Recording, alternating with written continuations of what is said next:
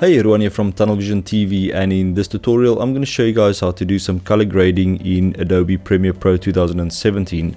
So yeah, I've got a clip that I shot with my Blackmagic 4K production camera, and as you can see it's pretty flat, and we're going to color correct this and color grade it slightly within Premiere.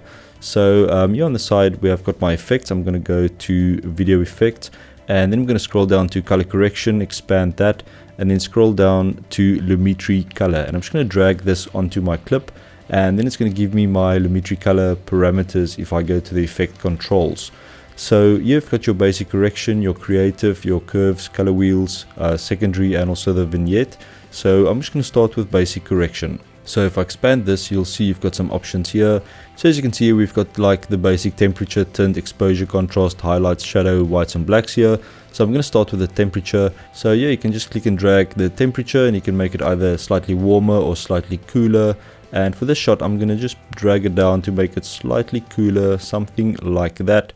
And the tint I'm going to leave. You can obviously play around with this, and this will change between kind of green tint and magenta. So I'm just going to reset this. So you can use these buttons to reset that parameter. And then we've got the exposure. This will obviously just make your image brighter or darker.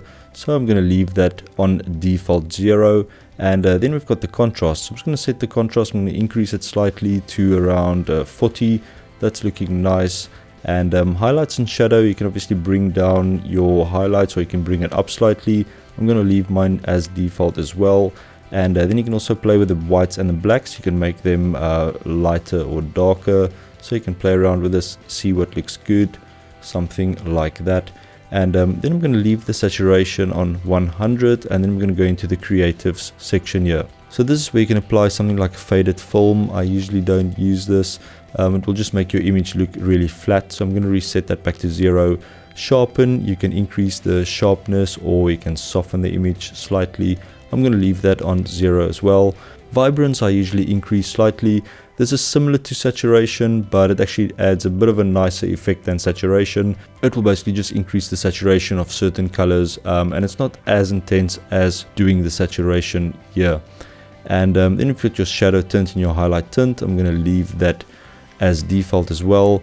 And I'm going to skip the curves. This is basically where you can just go in and you can increase certain colors. So I'm going to leave this, and you can obviously play around with that and see what that does. I'm going to just go down to color wheels, and this is where you can change the tint of your shadows, midtones and highlights. So if you want to add like a blue tint, say, to your shadows, you can just click and drag this towards the blue, and you'll see that the shadows will basically go more blue. And you can obviously do the same with the midtones and the highlights.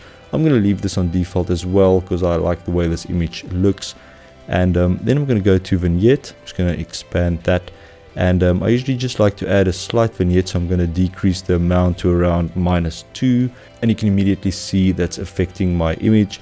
And in the midpoint, you can just play around with the amount. This will basically just be the amount of vignette that you see. So I'm going to bring it down to somewhere around there, and you can also change the roundness of this vignette, so you can make it kind of square or more a circle. And then you've got the feather amount as well. Obviously, if you bring this down, you'll see the hard edge of that vignette.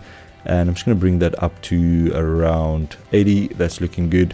So if I toggle this on and off, you'll see the difference. That's off, that's on. And if I switch off the entire effect, the Lumetri color, so that's without any color grading or any color correction, and that's with the color grading. So as you can see, it's really easy to color grade and color correct your image inside of Premiere 2017. Just go in here and play with some of these settings. There's no right or wrong way. It all depends on the shot. So just go through all these settings and see what works for your image.